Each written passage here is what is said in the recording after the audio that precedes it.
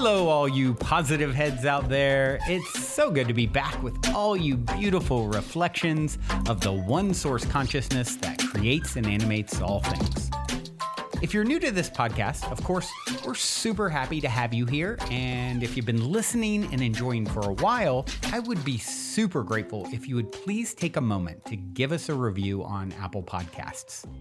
It's one of the best and simplest ways to pay it forward and help others find the show so that they too can tap into the powerful perspectives and positive vibrations we are collectively emanating.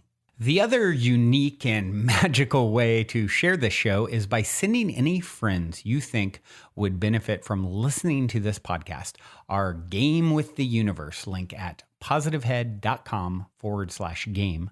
Also listed in the show notes, which will serve them up a quote-unquote random episode when they click it. Just instruct them before clicking the link to close their eyes for a moment and sincerely ask the universe to cue up the episode that contains the insight and perspectives that they most need to hear at this point in their life journey, and then click to listen to whatever episode is synchronistically served up to them. I have heard time and time again from people about the incredible results they received playing the game. So just tell your friends magical results are guaranteed or their karma back.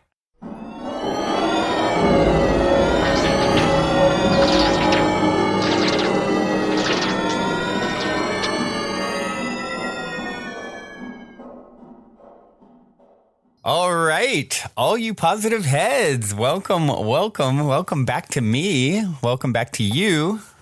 Missed you guys, gals, extraterrestrials, anyone who's listening, tuning in, anyone who's maybe tuning in on another dimension. Missed you too.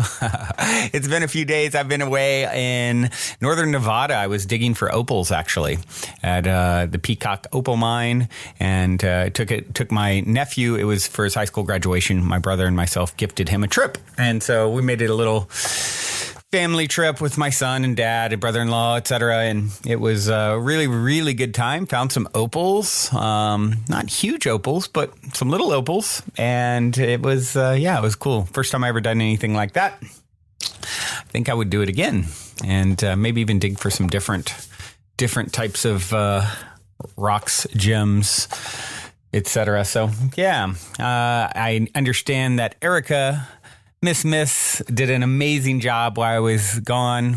Let me put on my surprise face.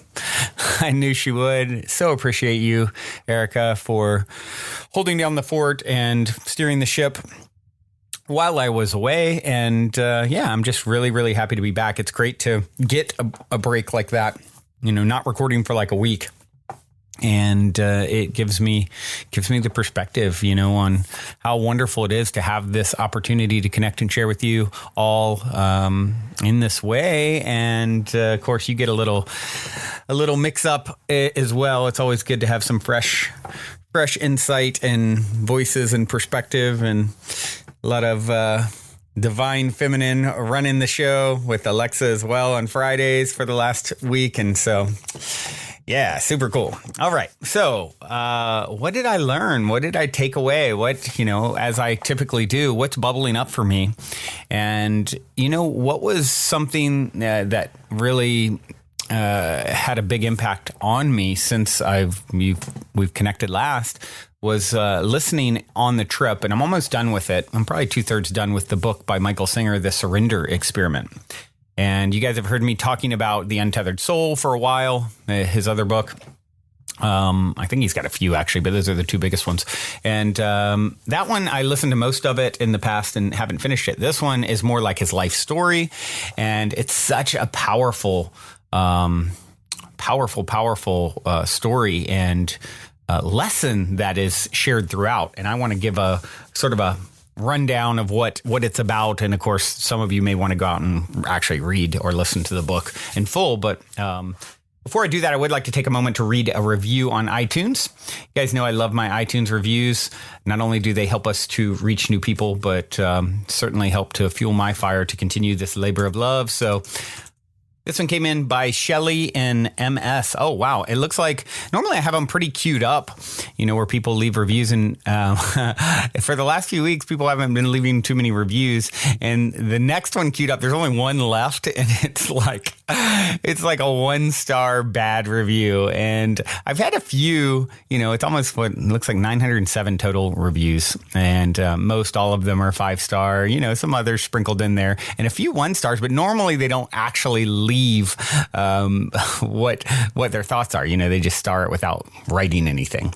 And so after this one today, the only thing left is just this sad, 1-star with someone just like grilling me on why they think, my show sucks. But so now would be the time, if you've been thinking about reviewing, to go and help to save me from the bottom of the barrel here, this grim looking future on the review timeline. But for today, in the now, I've got one good one left. Shelly in MS. Shelly wrote, a must listen. I have been listening to the Positive Head podcast for over a year and am immensely grateful for the expansive content and the passion Brandon brings to each episode. He has amazing guests, topics that challenge one to reconsider preconceived ideas, and as one might guess, positivity, which is much needed at this time. I highly recommend this podcast and have enjoyed tapping into the knowledge of the community on the podcast Facebook page. Thank you, Brandon. I love you so, so, so, so much. Aw, thank you, Shelly. Love you too. Thank you for taking the time to send some love my way. Definitely appreciate it. All right, so let's jump in to the topic. Let's talk a little bit about surrendering, this idea of, and we've talked about this a lot on the show, but what I love about Michael Singer, when I first was being turned on to his work, actually, I think it was a while back, my friend Michael Rostosky, who's been a co-host multiple times, and he was telling me, he's like, oh, Brandon, you got to check out the Surrender Experiment. I feel like you and Michael Singer have sort of similar paths in your life. And, and he told me a little bit about it at the time, and it definitely resonated. Then I checked out the Untethered Soul. You guys have heard me talking about that. I loved it. And now listening to the Surrender Experiment, his life story, I definitely feel like we have similar paths. I also feel like maybe in a unique way, kind of like yin and yang, like he is. Okay, so I'll start a little bit, and I'm going to give you the overview of the book and his story and the lessons that have really stuck with me so far. And I'm not quite done with it yet, but I'll probably finish it within the next few days because it's story form, and I love stories, as you guys know, but especially good ones. And this is his life story is a good one. And it starts, in the 70s with him noticing this incessant voice in his head that's always talking, always chattering, always having an opinion, always, just sort of, he became hyper aware of it, and it was driving him crazy. And he's like, how do I shut off this voice in my head? And he starts, really it becomes like his obsession to figure out how he can shut off this voice in his head.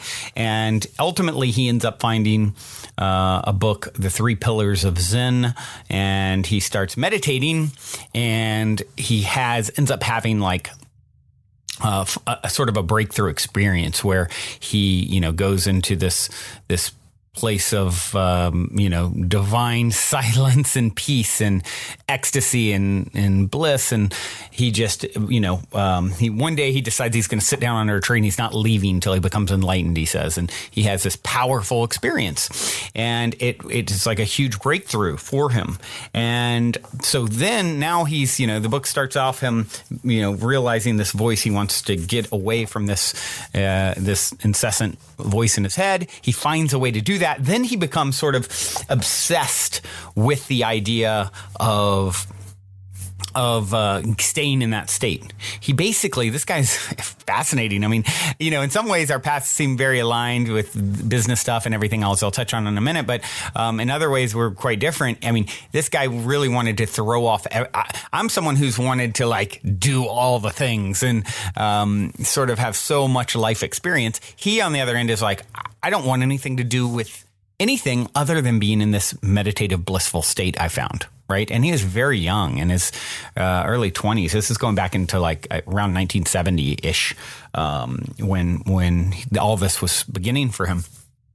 And so he ended up getting a house and buying some property with a little bit of money he had, and just his aim is to just do nothing but meditate there all day every day and do as little as possible. And he kind of like he's getting his I want to say he's getting his master's at the time, and he kind of starts waning from that. Like, screw this. I'm not going down this path. I'm just going to sit in the woods and meditate. And so he does a lot of that.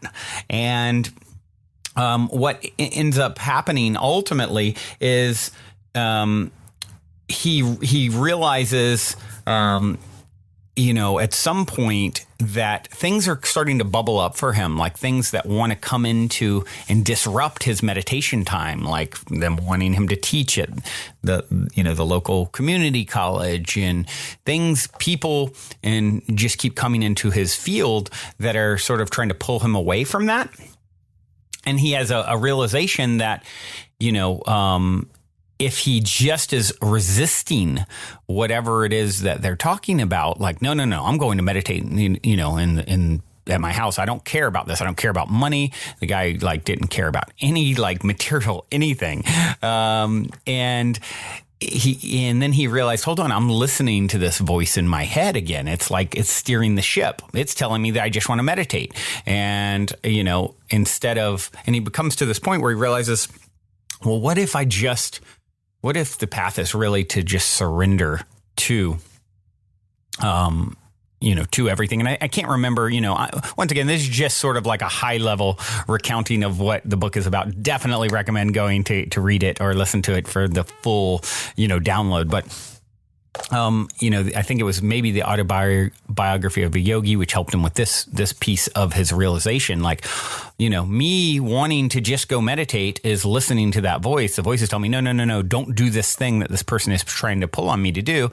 And I'm actually trying to get away from that voice, and I want to move into just completely flowing with life and what it brings for me. So instead of me always sort of deciding, having preferences, he decided he was going to ignore his preferences and his judgments and just flow with what the universe wanted to bring his way. What it wanted to put in front of him. And this really, this one really stuck with me and jumped out at me because as someone who's sort of been the opposite, a lot of preferences, a lot of desires to do a lot of things. He only had one desire, and that was to meditate. I've had a lot of preferences and judgments and, ideas throughout my life. And so this idea of truly surrendering to the flow of what is really, it's like he did it at a whole nother level of anything. I've never heard a story of someone's life this much surrender. And that's, of course, why he called it, and he named it to himself at the time, the surrender experiment. I'm just going to surrender to whatever it is. I'm not listening to the voices, preferences in my head anymore, any of the judgments about it. I'm just going to sort of go with what is obviously the direction the universe is prompting me. And then the book is, sort of what unfolded from this experiment. Now it started in the early 70s, and what the guy ended up doing, the things he ended up doing for a guy who only wanted to sit in the woods and meditate. What he's done is incredible. I mean, literally, he wouldn't want to take payment for things. He was just not attached to anything. It really, really fascinating. And he ultimately, though, ended up, being led to teach at the local community college. And he's like, okay, I'll do it. I'm going to go with the flow of what's I'm being pulled to do, but I'm not going to, spend a bunch of time planning. I'm not going to disrupt my morning and evening meditations. I'm just going to what comes through, come through. So he becomes like this channel in essence. And so people start, at college, it becomes like his class becomes like the thing. Everyone wants to come hear it. He's teaching all about, spirituality essentially and quieting the voice in the head. And, people are overflowing, coming to his class. And it just turns into this incredible synchronistic journey where he goes from teaching to, then he built a property, a house on his property. He just wanted a humble little shack to meditate in. Someone else came along and wanted to build something more grandiose. His friend who just got out of architecture school. And then, so then that happened. And then from there, someone loved his work and came and said, hey, I want you to build me a house. And not knowing anything, no planning, like he just goes with the flow of this and ends up, building this big company. And one of the cool synchronistic stories I'll share in there is, he by the time he starts building small things at first, people are coming to him, to do this. Then it turns into someone wants him to build him a house. He doesn't have the resources to build a house. He needs a loan, so he decides to get a loan. No banks will accept him. Then this one banker took a real interest in his loan request. In like kind of came to his property and checked it out and ended up giving him this loan when really he wasn't qualified for it, for $20,000. This ends up leading to, because this banker gave him this loan, it ends up being a big company. That was like the seed capital to build the first house, and then on it went. Well, like 10 years later, Michael is in a video store. Back in the day when you went and actually got videos for rent. I remember that. And he's browsing and, he's got this successful construction company now and everything. And he hears the person behind the desk talking about how he can't get a loan to expand his video store or, whatever he needed. And Michael thought that he looked really familiar. He's like, that guy looks familiar. So he gets talking to him. Turns out it's the same banker from 10 years earlier who out of nowhere just gave him this $20,000 loan he was not qualified for. And as Michael would put it, hey, I'm just going with the flow and the universe is providing what I needed. Well, here is that same banker who decided his hand at entrepreneurial venture. He left banking to start this video store. And he needed a loan, and he happened to be talking on the phone at that moment when Michael is shopping about how no one will give him a loan to do what he needs to do. Michael then ends up, of course, he's pretty wealthy by this point. He ends up giving the guy needed $20,000, the same amount, ends up giving him a personal loan that he needed.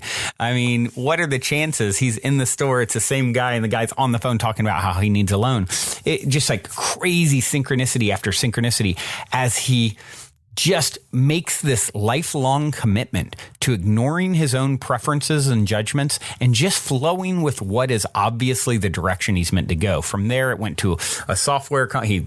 Software company felt so drawn to computers when they first came out. This is like 1979. He sees this first computer and he, ends up learning how to program, and then people start coming to him. Hey, he bought the computer from Radio Shack. Hey, some people would like help programming something. I know you've been really diving into that.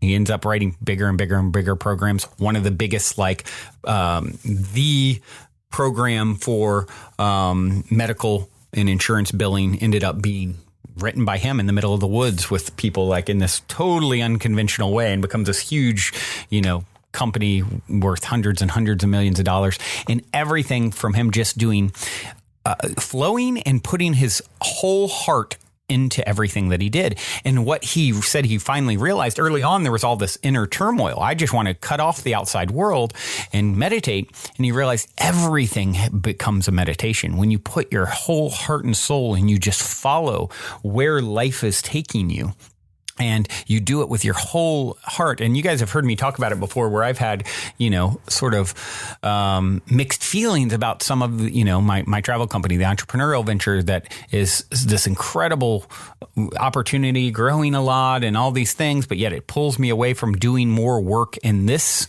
realm, right? I spend 7 hours a week on the podcast, and, I'm so blessed. It's been consistently in the top 10 in spirituality on iTunes with me not even putting in that much effort. What if I could put in all of my heart and soul, and so that's been hard for me. And I've, really had to come to terms with these two different parts of myself.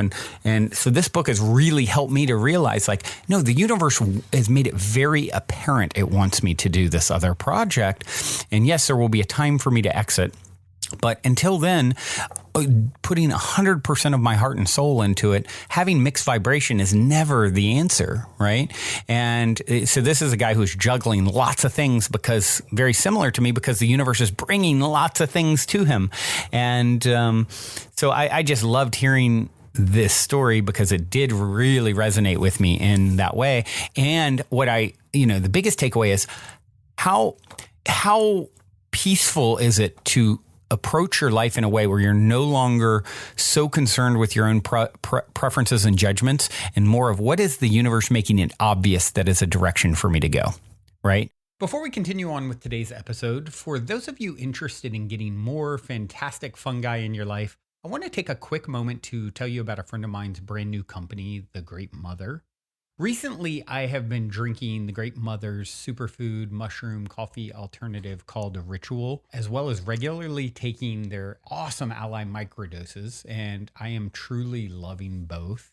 As you probably know, these days, many of the world's highest achievers and performers swear by microdosing. The problem is it can still be difficult to get a hold of magic mushrooms. That's why when my friend reached out, who lives in an area and country where legalization is not a problem like it was in the past, and said he'd be willing to offer microdoses to my listeners, I wanted to pass the word along. Ally microdoses are 100% organic. And in addition to a small amount of the magic active ingredient, they also contain functional mushrooms like lion's mane, cordyceps, chaga, and other brain boosters like bacopa. Ally is essentially a full spectrum nootropic.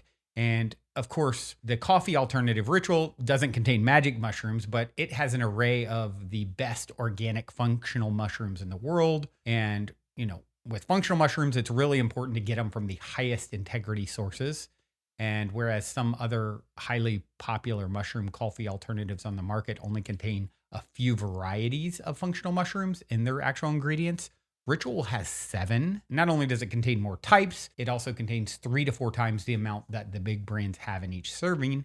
And it tastes amazing. I actually like to have it on its own, as well as mixing it into my coffee sometimes as well. However, since this is definitely a unique offering, there are a few steps. First, just reach out and request to follow the private page, thegreat.mother on Instagram. Once you've been accepted to follow, just message what you're interested in getting and someone will get back to you.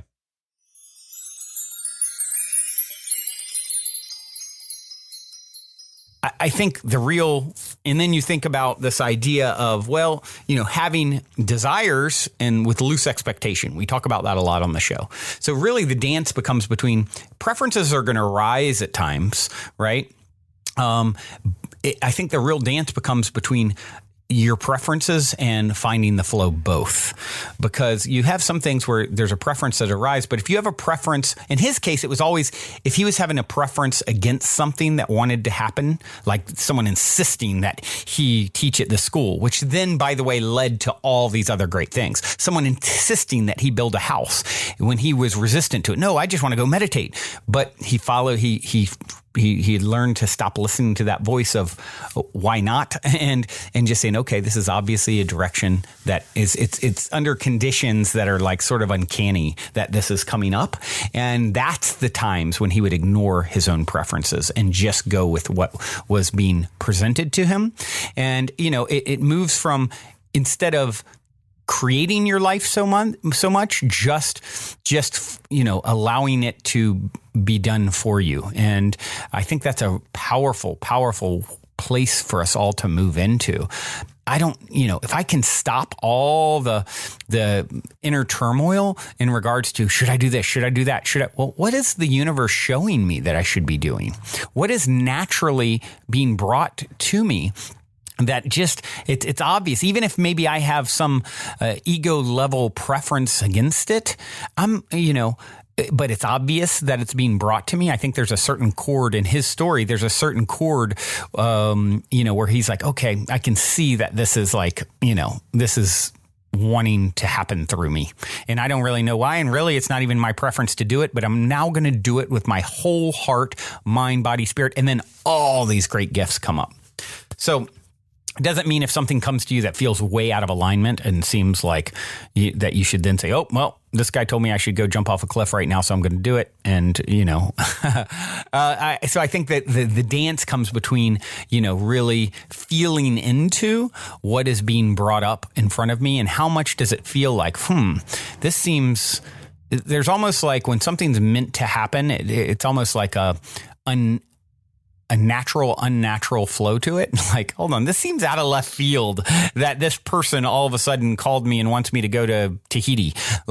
And all of a sudden, I got an email that same day or the day before showing I can get tickets for $99 to Tahiti, or whatever. It's like, it becomes like this obvious kind of thing, right? And so instead of you, in those moments, instead of you listening to your internal preference, the ego mind, surrendering to the flow, the guy's life has been a breeze. All he's done, I'm not going to say he hasn't had challenges, but all he's done is just follow the flow and do everything with his full heart, soul, mind, without all sort of preconceived ideas of, I want to get rich from it, or the guy's very wealthy from all his success, I'd imagine.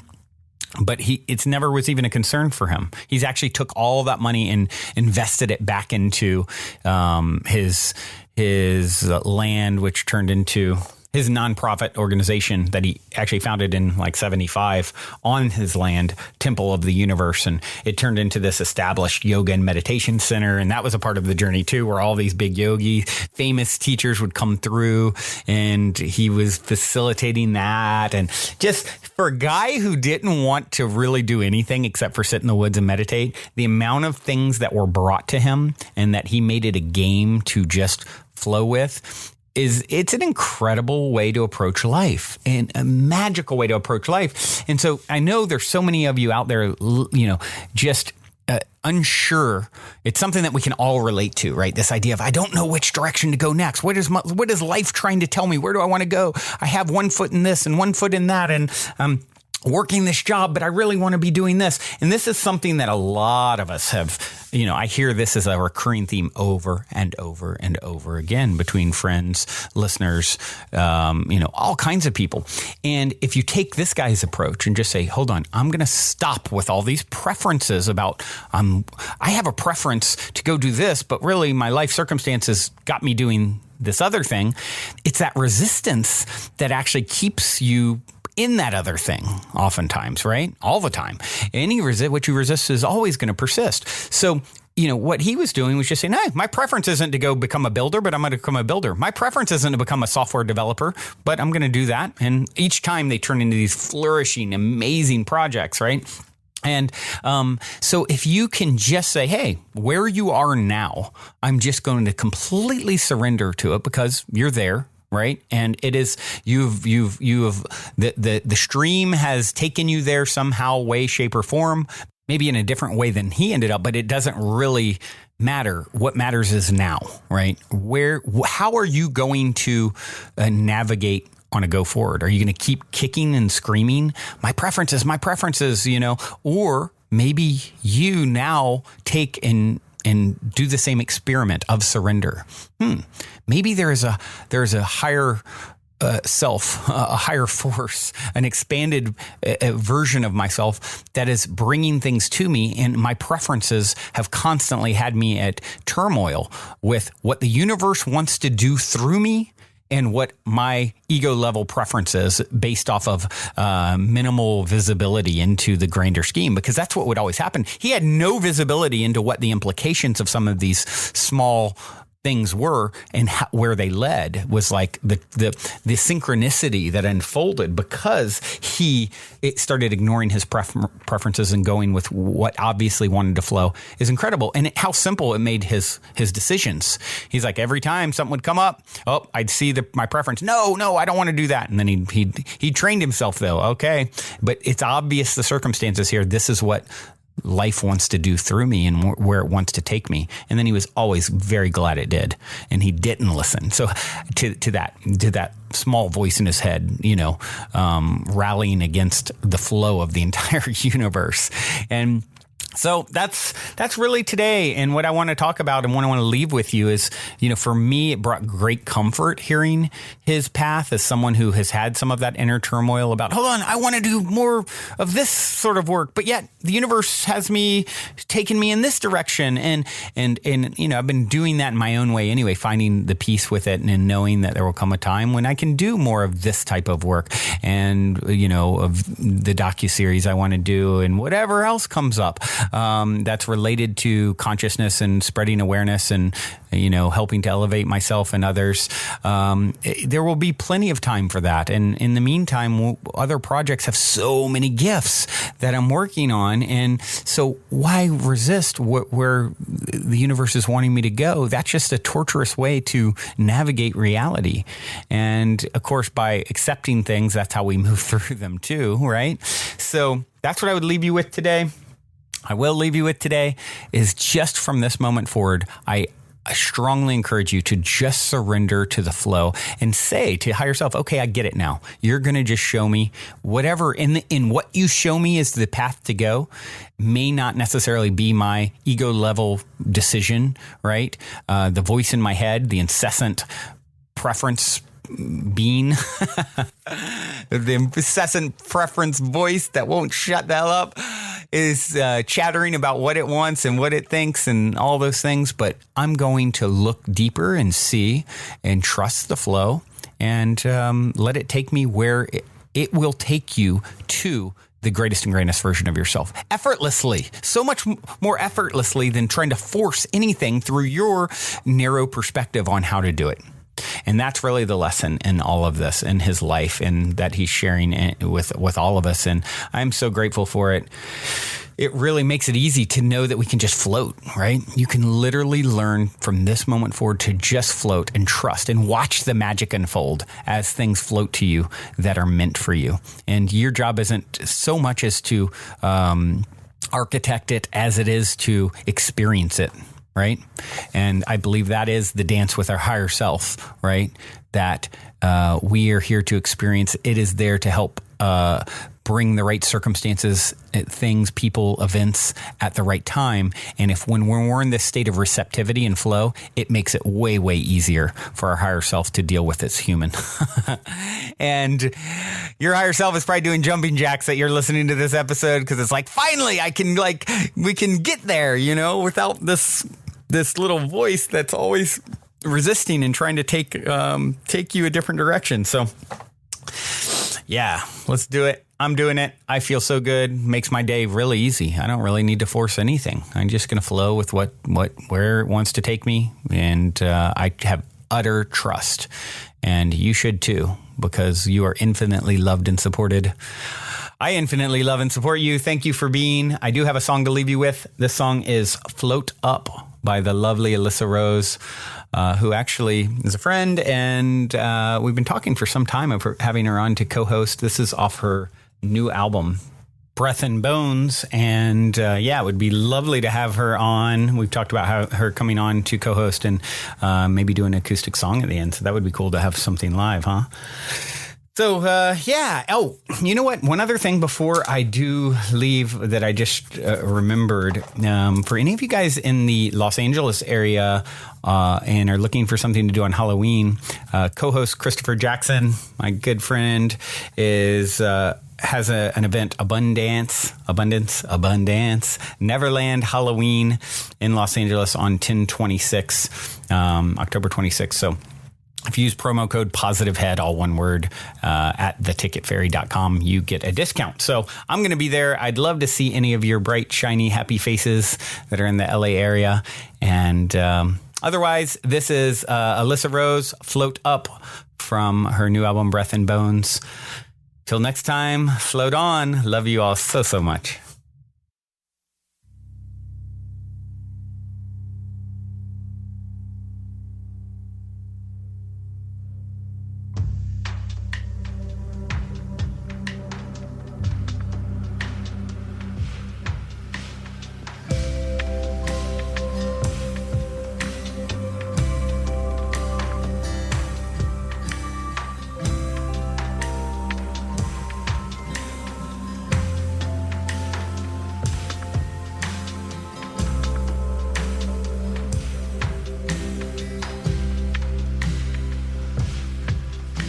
We flew to the river, far to the sea, stood at the rocky point. Like you have me. We flew to the river, far to the sea, jumped from the rocky point, and we let ourselves go with the water. In mid-motion,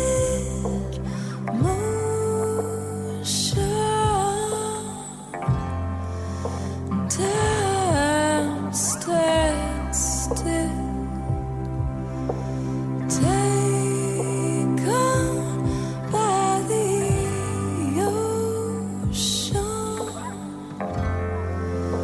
Meet me between the lines as we float down, we float down, flow with the water, float down, just float down, we float down, float with the water, float down.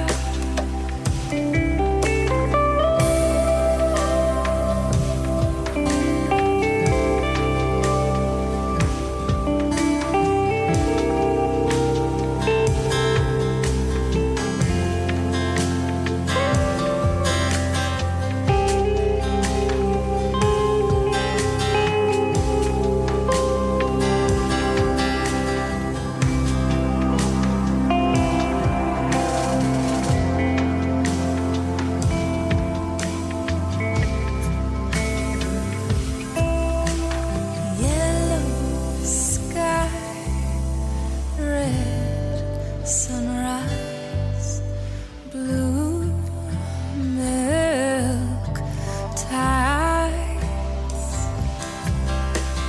By the time the lilies we had given into sleep, left our bodies by the bay. Then we flew to the river, far to the sea, stood at the rocky point or line. You had me. Flew to the river, far to the sea, jumped from the rocky point, and we let ourselves go with the water.